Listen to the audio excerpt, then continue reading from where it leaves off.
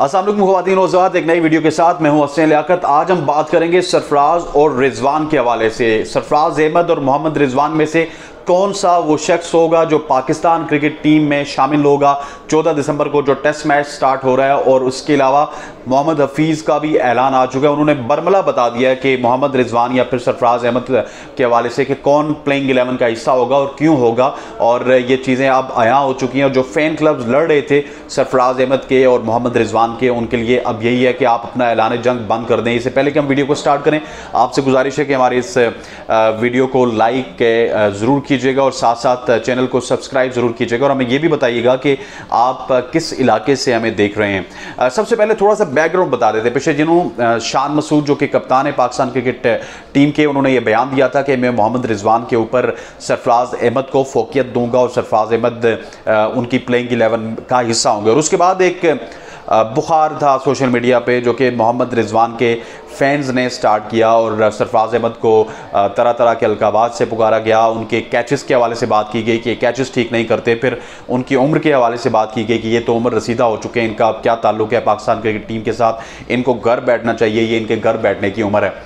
लेकिन मोहम्मद रिजवान का जो इंटरव्यू था वो बड़ा इंटरेस्टिंग था। जब उन्होंने एक निजी वेबसाइट को इंटरव्यू देते हुए कहा कि जब सरफराज अच्छा खेल रहे हैं तो मैं समझता हूँ कि सरफराज को ही टीम का हिस्सा होना चाहिए। और ये बड़ी हौसला अफजा बात थी। लेकिन फिर भी जो PR कंपनीज होती हैं, जो फ़ैन क्लब्स होते हैं, वो कहीं ना कहीं चीज़ों को ऐसी जगह पे लेके जाते हैं जहाँ पे इस तरह लगता है कि रिजवान और सरफराज अहमद के माबेन शायद कोई जंग थी। मैं थोड़ा सा पहले कंपैरिजन कर लूँ और फिर उस तरफ आता हूँ कि मोहम्मद हफीज़ ने जो ऐलान किया है उस ऐलान के मुताबिक कौन होगा जो 11 का हिस्सा, जो प्लेइंग 11 खेलेगी 14 दिसंबर से ऑस्ट्रेलिया के खिलाफ। पहले थोड़ा सा कंपैरिजन कर लेते हैं।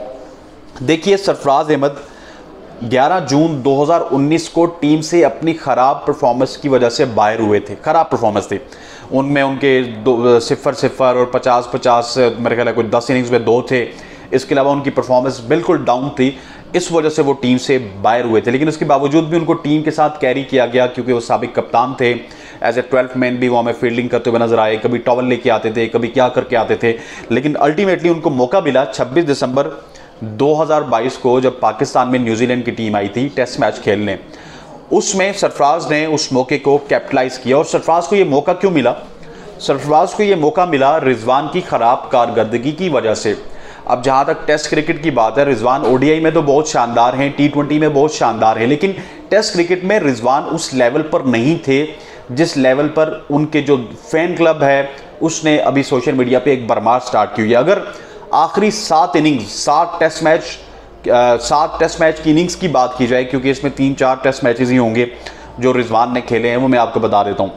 वर्सेस इंग्लैंड इनकी तकरीबन 3 इनिंग्स का डाटा मेरे पास है। 29 रन बनाए उन्होंने, 46 रन बनाए, 10 रन एक इनिंग्स में बनाए, 30 रन बनाए, 19 रन बनाए, 7 रन बनाए। और आखिरी दफ़ा श्रीलंका के खिलाफ जब वो कंकशन के तौर पे वापस ग्राउंड में आए थे, सरफराज बाहर गए थे, तो 50 रन उन्होंने श्रीलंका के खिलाफ बनाए थे। अब कमबैक के बाद मैं थोड़ा सा तकाबली आपको जायज़ा बताता चलूँ कि क्यों सरफराज अहमद को टीम में होना चाहिए और क्यों शान मसूद ने ये बात की और उसका बैकग्राउंड क्या था। सरफराज की 7 इनिंग्स, सरफराज का जो कमबैक हुआ वो 26 दिसंबर 2022 को न्यूजीलैंड के खिलाफ हुआ। पहली इनिंग्स में उन्होंने 86 रन की इनिंग्स खेली न्यूजीलैंड की बॉलिंग के खिलाफ। न्यूजीलैंड की बॉलिंग बड़ी तगड़ी बॉलिंग लाइनअप है। उसके बाद उन्होंने 53 रन की इनिंग्स खेली, फिर उन्होंने 78 रन की इनिंग्स खेली, फिर एक शानदार 118 रन की इनिंग्स खेली, फिर श्रीलंका के खिलाफ 17 रन नॉट आउट, फिर 1 रन पे आउट हुए थे और फिर 14 पे वो आउट हो गए थे। सो उसके बाद अगला टेस्ट मैच उनका अच्छा नहीं रहा। लेकिन कंपैरेटिवली अगर पिछली 7-8 इनिंग्स का जायज़ा लिया जाए तो बहुत ही अच्छी परफॉर्मेंस है सरफराज अहमद की, अगर इसका कंपेयर किया जाए इसको मोहम्मद रिजवान के साथ। सरफराज अहमद ने 53 टेस्ट मैचेस में 3024 रन बनाए रखे हैं 38 के एवरेज से। 4 उनके 100 है, 21 उनकी निस्फ सेंचुरीज हैं 28 मैचेस में। रिजवान की अगर बात की जाए तो उन्होंने 1423 रन बनाए हैं, 100 उनके 2 हैं, 50 उनके 8 हैं और एवरेज उनकी स्लाइटली बेटर है मोहम्मद सरफराज अहमद से। सो अगर ये देखा जाए तो 50 तो सरफराज की ज़्यादा हैं, 100 सरफराज के ज़्यादा हैं। लेकिन देखें, आपको एक चीज़ समझनी होगी कि जब कोई कप्तान कोई बात कर देता है, जब कोई मैनेजर कोई बात कर देता है कि हमने फ़लाँ प्लेयर को खिलाना है, फ़लाँ प्लेयर को खिलाना है, तो उसके पीछे उसकी परफॉर्मेंसेस होती हैं। ये नहीं कि आपने टेस्ट क्रिकेट की टीम सेलेक्ट करनी है तो आप ODI की हालिया परफॉर्मेंसेस के ऊपर जो वर्ल्ड कप में हुई तो आप ये कह दें कि बाबर आप भी घर बैठ जाएं, रिजवान आप भी घर बैठ जाएं, शाहीन आप भी घर बैठ जाएं, बल्कि आपने वो लास्ट मैच देखना होता है जो कि आपने श्रीलंका के खिलाफ खेला था, जिसमें सरफराज अहमद की क्या परफॉर्मेंसेस थी, या फिर लास्ट 5 से 6 टेस्ट मैचेस को देखना पड़ता है जिसमें सरफराज और रिजवान की क्या परफॉर्मेंसेस थी। अब मोहम्मद हफीज़ ने इस गुत्थी को सुलझा दिया, क्योंकि शान मसूद ने तो मेरी तरह लास्ट 7 मैचेस देखे या 7 इनिंग्स देखी, उन्होंने फैसला कर लिया कि सरफराज के साथ वो जाएंगे। उसके बाद एक जंग थी, ट्विटर पे हर बंदा, फेसबुक पे हर बंदा और यूट्यूब पे हर बंदा यही लगा हुआ था कि Rizwan is far better than Sarfaraz Ahmed. ठीक है, वो उन्होंने साबित भी कर दिया, किसी ने साबित किया, किसी ने नहीं किया। कहीं पे सरफराज के अगर फैंस टक्कर गए तो उन्होंने तो बड़ी इसकी मजामत की।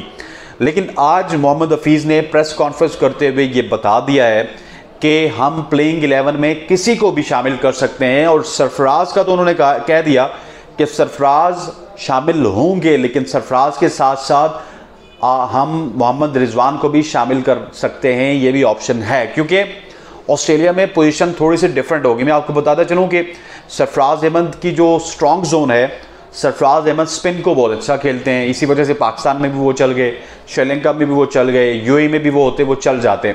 लेकिन जहाँ तक ऑस्ट्रेलियन कंडीशंस का ताल्लुक है, ऑस्ट्रेलिया में हार्डली एक स्पिनर होगा, बाकी जो है पार्ट टाइमर। अगर स्पिन को मदद मिलती है, वैसे वहाँ पे मदद मिलती नहीं है, तो पार्ट टाइमर आपको बॉलिंग करवाते हुए नजर आएगा। सो इस तमाम तर सूरत हाल को देख कर मुझे ये लगता है कि सरफराज अहमद को भी खिलाया जाएगा कि कहीं ना कहीं पे मिडल में आके वो स्पिन को न्यूट्रलाइज करें, और साथ साथ रिजवान को इस वजह से खिलाया जाएगा कि रिजवान की जो हालिया परफॉर्मेंसेज हैं, specially up against fast bowlers, उनकी परफॉर्मेंसेज बहुत ही अच्छी हैं।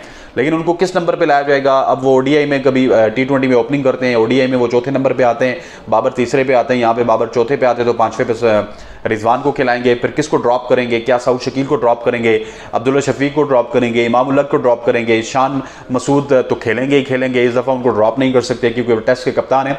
सो बहुत सारे सवाल हैं, और बहुत सारे सवालात को अब सुलझाना पड़ेगा मोहम्मद हफीज़ के इस बयान को, क्योंकि उनके मुताबिक सरफराज और रिजवान दोनों भी खेल सकते हैं। और मुझे मोस्ट प्रॉबेबली लग रहा है कि थोड़ा सा सेफ एंड पे जाएंगे मोहम्मद हफीज़। जितना वो ब्लंटली मीडिया के सामने आके कहते हैं ना जी कि हमने चीज़ें ओपन कर दी, ये वो दिस दैट, इससे पहले वो आमिर के खिलाफ भी लगे हुए थे, आमिर ये करता है, आमिर ये करता है, आमिर ये करता है। लेकिन पहले आके उन्होंने सबसे पहली कॉल आमिर को की थी, क्योंकि वो समझते हैं कि जब तक वो सोशल मीडिया को और मीडिया को कंट्रोल में रखेंगे तो उनकी जॉब एक्सटेंड होती जाएगी।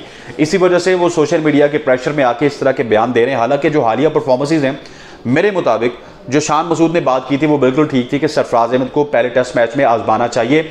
अगर उनकी परफॉर्मेंसेज बहुत ही बिलो एवरेज रहती हैं, वो एक मैच में पहली इनिंग्स में 1 पे आउट हो जाते हैं, दूसरी इनिंग्स में 2 पे आउट हो जाते हैं, या 10 पे या 15 पे, तो फिर आप रिजवान की तरफ भी जा सकते हैं। लेकिन अगर आप दोनों को खिलाएंगे तो किस बैट्समैन को आप ड्रॉप करेंगे? क्या ऊपर से अगर एक ऑप्शन ज़रूर अच्छा बनता है कि इमाम उल हक को ड्रॉप कर दें, शान और अब्दुल्ला ओपन कर लें, फिर सारे सिस्टम ठीक बन सकते हैं। लेकिन अगर इमाम ड्रॉप नहीं होंगे तो मिडिल ऑर्डर में कौन ड्रॉप होगा, एक बड़ा सवाल है। लेकिन इस गुत्थी को सुलझाया और मुझे लगता है कि अब दोनों ही खेलेंगे ऑस्ट्रेलिया के खिलाफ पहले मैच में। मैं उम्मीद करता हूँ आप हमारी वीडियोज़ को पसंद करते होंगे और हमारे इस चैनल को सब्सक्राइब जरूर कीजिएगा। That's all from my side. अस्सलाम वालेकुम।